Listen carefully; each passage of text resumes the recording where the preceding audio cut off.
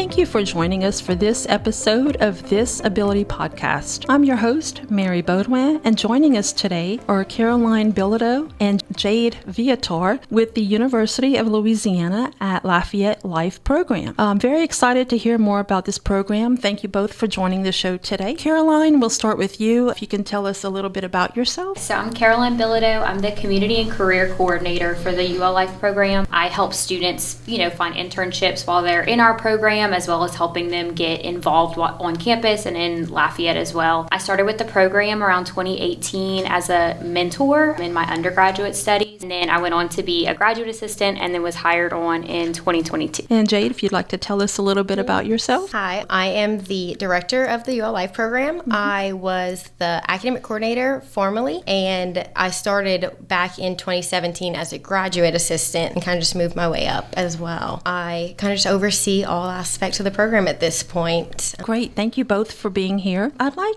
for you to give our audience and myself a little bit of education on the history of the UL Life Program. Yes, so the program began in 2014. We had 4 students and 1 full-time staff member at the time, and shortly after they brought on another staff member as an instructor. And over time, over the next couple years, it kind of fluctuated with 1 full-time staff member and graduate assistant to then when I was hired on. And then in 2022 is when we brought on a 3rd full-time staff member, which was Caroline. In 2019, we added residential, and that became a really big aspect of the program. And then we're here now with 32 students. That's amazing how it developed from 4 to 32. So I know you guys have 4 components to the UL Life Program. Can you expand on the first one? I know that's the academic program. Tell us a little bit more about that. Yeah, there are 2 aspects of the academic portion of the program. The students, they audit UL Life classes, which are classes within our program that are functional academics. Those are things like self-advocacy, social skills, career readiness. And the other aspect that involves academics is that the students audit UL courses. They are fully inclusive. They are with other UL students. They are paying to audit these classes. They are taking classes within their focus area, which ultimately lead to their career goals. And so you guys sit down with each student and develop a plan for them, basically? Yes, very individualized. Really across the whole program, but their academics are pretty individualized as far as which classes they're going to take within UL. Let's talk about the career development. Yeah, so we teach career classes, like Jade said. So those are in, every year a student is taking at least 1 career class within our program. And that's really, to help hone in on those skills like emailing, workplace etiquette, how to communicate with coworkers versus bosses versus customers. We role play and we practice these things and make sure that they're ready to be in the workforce. Using that aspect of the program, we put them in internships. These are all student chosen. The internships are really based on what they want to do after graduation. Like traditional college students, they don't always know. They can start in one aspect and then move different things to try to test out other ideas that they have. So we're not, 1, we're not choosing an internship for a student, and 2, we're not making them stay in that internship. They want to try something else out. But students they start on campus. We have so many on-campus partnerships like the career closet, the academic departments, the library, our fitness centers. Anywhere on campus, students really have been welcomed and embedded as student workers. What are some of their responsibilities as the student workers? What do they do? So for example, let's go with the post office. Our interns do exactly what a student worker would do, and so they will help put the packages into each mailbox, or the mail, like sort that and put it in the mailboxes for students who have PO boxes. And then anybody that has a package, they'll bring the little package slip to the life intern, and the life intern will go and grab the package for them, come bring it back, and then they'll sort it in the book saying that they came and picked it up. At the fitness center, they'll check students in. They'll help give, if they need a basketball or a volleyball or a locker, they'll help check that equipment out and check it back. They'll clean the equipment in the workout room. They'll fold towels. Anything that a student worker is doing, our students are doing too. So I have a few more questions about the internships. Are they just on campus, or they're also off campus too? They're right? off campus too. especially if we have students that their goals are more driven and more focused, that we can't find something like that on campus. And so that, that's kind of like that next step. Usually within their junior or senior year, they can move into that off-campus placement that's more focused in. So we've had students at places like Caroline's Cookies to work with customers, and I have students at Clayfish Bit, Our Lady of Lourdes, Carson Vet Clinic. Lafayette really has opened up their doors to our students being employed through our program, and it's been fantastic to see, especially like coming from Lafayette, how open everybody is. We'll do trainings with the employers and co-workers, just to kind of show like what they can be doing with our student interns, how to work with somebody with a disability, what are some different accommodations or supports that they probably already have in their businesses, just don't realize that they're natural supports, and help them identify those and then enhance those if they need for that specific student. Yeah, they've been wonderful. And you guys take it a step further too, because you also have an independent living component for the program. So tell us more about that. Yes, so our independent living component has grown tremendously over the past few years. We have independent living classes where we're teaching students how to live independently and what that entails. We also have our students living in the dorms, and so they are able to take what they learn in those classes and applying them to their lives on a regular basis. We have about half of our students. I think this year we'll have 21 or 22 students living in the dorms. So over half. We also have a life skills lab in our building, which has been amazing for teaching our students independent living skills such as cooking sessions. We have a fully equipped washer and dryer, dishwasher, sink, all the things you would have in your kitchen. So they are learning all the skills needed to live in with all those tools. Also have computers there for they can access those computers and use that for different business type skills, copying, making, printing out things, different tasks like that they would also be doing in the workplace. But yeah, so that skills lab has been really great for classes. They can take what they learn in the classes, apply them to the skills lab, and then applying them at home if they live at home, or in the dorms if they live there. So yeah, it's been amazing. Just from an outsider looking in, I do work at the university, but I work in accounting at the Moody College of Business, so not in the UL Life program. But when someone is enrolled in the program, do they have the benefits of being the same as regularly registered student at UL? Like, can they join sororities or fraternities and things like that? Yes. So that I'll answer part of that, and I'll let Caroline answer the second part. So yes, our students are registered as full-time students, and they get every single perk that a traditional full-time student receives because they are paying full tuition and fees. So they are getting access to the rec center, they are getting access to the union, all of that good stuff. And then as far as they go through recruitment like every other traditional college student, they get to be involved in that process to choose the chapter that they feel the most confident in. How do you find that the student interaction is with the general population, with students that are enrolled in the UL Life program? Fantastic. Being a mentor, being a student, honestly, I didn't know about the program when I was in undergrad until my junior year, so around 2018 when I joined as a mentor or applied to be a mentor. And just the acceptance, the openness, the desire for students to want to work with our students is incredible. I think we definitely have a very unique culture at UL, and I think that our students, our traditional college students and our life students really add to that. They have fully embraced our students. That goes for the departments on campus as well. For instance, with residential, our former director usually always would give this story, but we were not planning to do residential for another year or two, but residential life came to us ready, try it out, let's see how it goes. This seems like, it would benefit our students, and it did, and it worked out perfect that first go round. So, they came to us ready to go. And then same goes for the academic departments on campus. Like, for instance, we had a student take a lot of criminal justice classes his whole time with the program. They came to us wanting to recognize him upon his graduation because he had done so well in their classes. Just really great that they came to us wanting to do more. It sounds like departments as well as the students have really embraced the program. Lastly, one of the fourth components is the community involvement. So that's our two communities. We always say our campus community and our Lafayette community. Our goal is for our students to be as included and involved as possible in both. Honestly, at UL, it has come so naturally. Students really have been so open. We have students involved in so many different organizations, Panhellenic sororities, Sigma Alpha Iota music sorority. We have a student involved in that. Esports clubs, intramurals, Arabic club. We have been so embraced, and our students really can join whatever they want to join. We help support them in their like time and schedule management a little bit. We'll have one-on-one meetings with them to make sure, that they have their week planned out. Don't forget, you have your meeting this week. You have this coming up too. Do you have a ride? Who are you going to meet up with whenever you get there? But after that, it's really all on their own. They put it in their calendars. They know where to go. They do it. And they're some of the most involved members of organizations sometimes. When they attend these events off campus, are they required to volunteer or just attend to have a good time, to check it out, to take pictures or share on Facebook?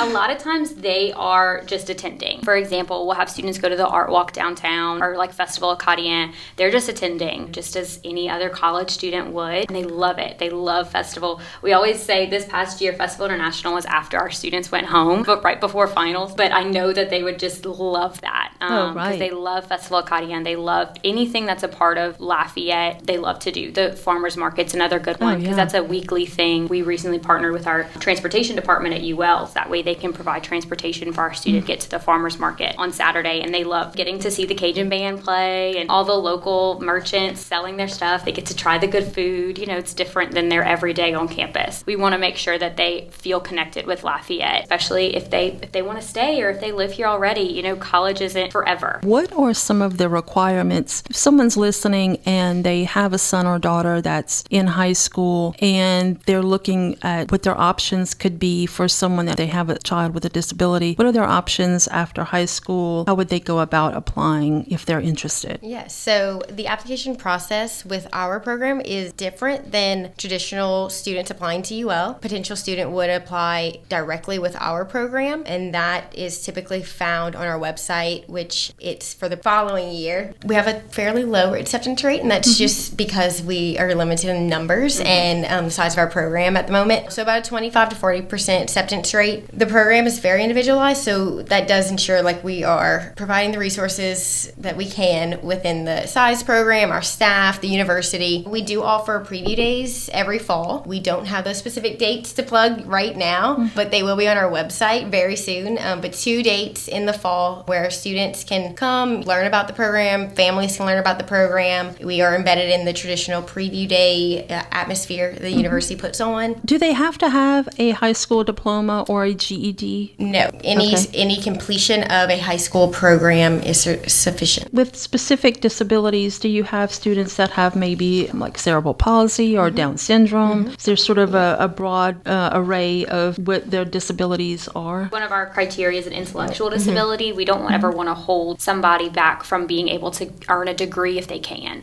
Since our students audit, they are receiving a certificate of completion after they finish our program. So we don't want to hold anybody back from getting that degree if they can. And so you've got the 2-year program and the 4-year program. So you try to guide the students as you're meeting with them to which program is better suited for them? Yeah, so it's basically a student is accepted as a 2-year student with the potential to be invited to the 4-year. And that is just an extension of the program. Longer classes, more specific, career-driven. Now, you guys also have a mentor program. Yes. So our mentor, we wouldn't be here without our mentors. They are the ones that have opened so many doors. Our mentors are the ones that got our students into, sorority life and things like Soul Camp. But, they really have opened the doors. They're the ones embedded in the community, and they're the ones working with our students the most. And so they know what they're capable of, and they can help get them where they want to be. Our mentors are all traditional college students, either in undergraduate or graduate programs. We have majority undergraduate mentors, but we do welcome graduate students if they have the time. They can be paid or volunteer. Both we support. They have the choice to do whatever. They all apply to be a mentor. So it's an application process. We want to make sure that whoever's applying has the desire to work with people with intellectual disabilities, is willing to learn if they haven't had exposure before, and then they're trained by us every single semester.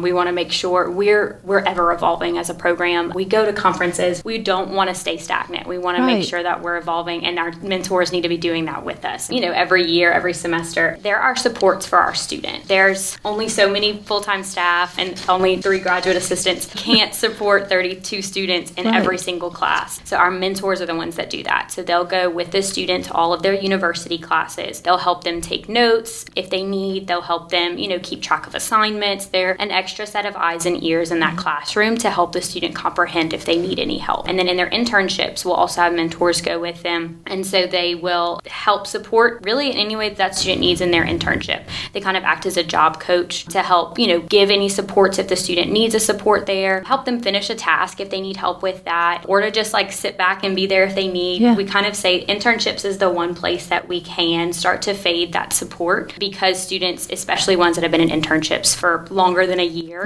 they kind of get the hang of it. Yeah. And the mentor can kind of take a little bit step back. Maybe they'll start going only once a week with the student, get them set up, and then the next day they can go without a mentor. But that's the only aspect that a mentor will like kind of fade that support. And then they'll do all social events with our students. It's good to have just a contact person if a student needs anything. Say at a football game, really busy, there's a lot going on. So we'll have a mentor there just in case they need anything. But they really start to become friends with the students. And so the students want them there. They want the mentors to be there. They'll go get lunch with a mentor while they're on campus, or dinner with them after a basketball game. They really become friend more than just a support. So they, lifeline of our program for sure. It sounds like the relationships that are built through this program, it's not just on the student side that's participating, it's pretty much everyone involved. Mm-hmm. It sounds like they can all learn from each other. Like many programs on the campus, it all revolves around money.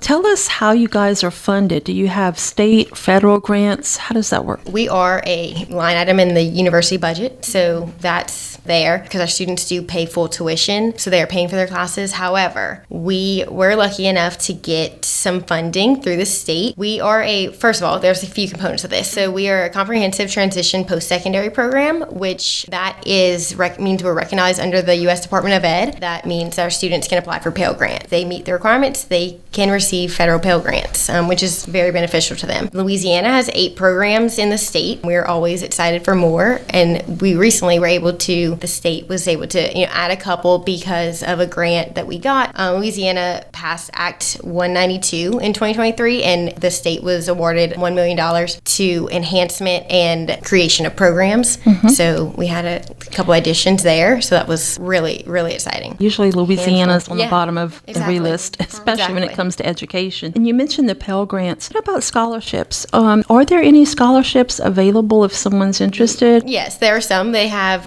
Ruby's Rainbows, Down Syndrome Association. Some of our students have gotten the Down Syndrome Association of Acadiana scholarship. Besides that, there's not a whole lot. In the past, some of our students have received the Louisiana Council for Exceptional Children Scholarship. So this might be a good time if there's anyone listening that owns a business that would be interested in making a contribution. Yeah, a scholarship would probably be a great way to help with the cost if they can, because college is expensive. Yeah. Tell me a little bit about students who have participated in the program, like if you've gauged or kept up with any that have graduated from the program, any type of success stories that you can mention. So we had a student in 2020 who graduated from our program. He's from the Baton Rouge area, so he moved to Lafayette. This was before we had our housing component, so he was living, independently before we had the dorms. His goal was to work in food management, so he took classes within the hospitality management department. He had an internship with the UL hospitality food management company that UL uses. He had an internship with them. So he was really successful in that internship, and then he was able to, post-graduation, secure a job with La Pizzeria in Lafayette because of the success he had in our program. Really great. And then we have a student who is still in the program. Her goal is to work with animals in some capacity. She really wanted to be a veterinary technician. She's taking classes within the biology department. There's animal science and nutrition classes, and she has an internship at Carson Veterinary Care to continue that learning and reach that goal for her. She works with the animals directly as well as the doctors. She kind of helps the animals in between their appointments and, getting them ready, keeping them entertained if they're there for a while. They have a splash pad outside, so she'll bring them outside to get to play. And seems like a dream job. That one and the pizzeria. Yeah. sounds like opportunities of a lifetime there. And one of my good friends and someone who's been with the Down Syndrome Association, Molly Guidry, she was telling me that people with Down syndrome, well, really any disability, they're so eager to go to work because it's something they look forward to. And most of the time, you'll find that they're very loyal to the employers that they work for. They want to go to work. They want to put on that uniform. They want to interact with people. It's just a great way for them to get out in the community, not just stay at home and be isolated. I definitely applaud you guys for what you do. It sounds like you really touch a lot of lives. Some great stars coming out of this program. Do y'all have any last points or anything that you'd like to mention before we close out the show today? All of our information can all be found on our website, which is basically go to the UL website, louisiana.edu, search UL Life. First thing that comes up is our page. Our social media, we are on Facebook and Instagram, UL Life. And then, anyone that's interested,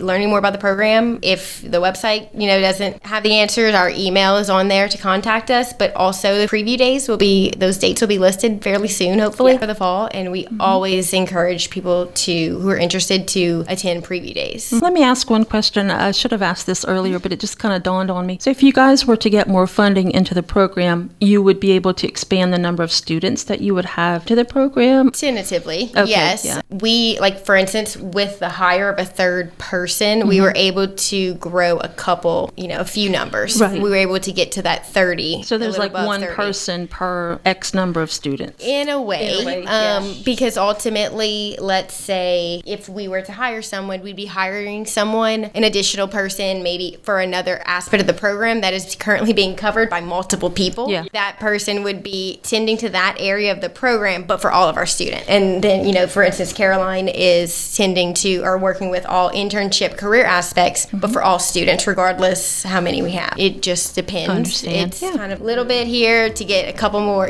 On that note, we will be opening up a position fairly soon. With me moving into the director role, we will be opening up an academic coordinator position pretty soon. Well, I think that's going to wrap up this episode of This Ability Podcast. If you're enjoying listening to our podcast, be sure to like us on Facebook and also subscribe to our YouTube channel at This Ability Podcast. Goodbye, everyone, and thank you for listening.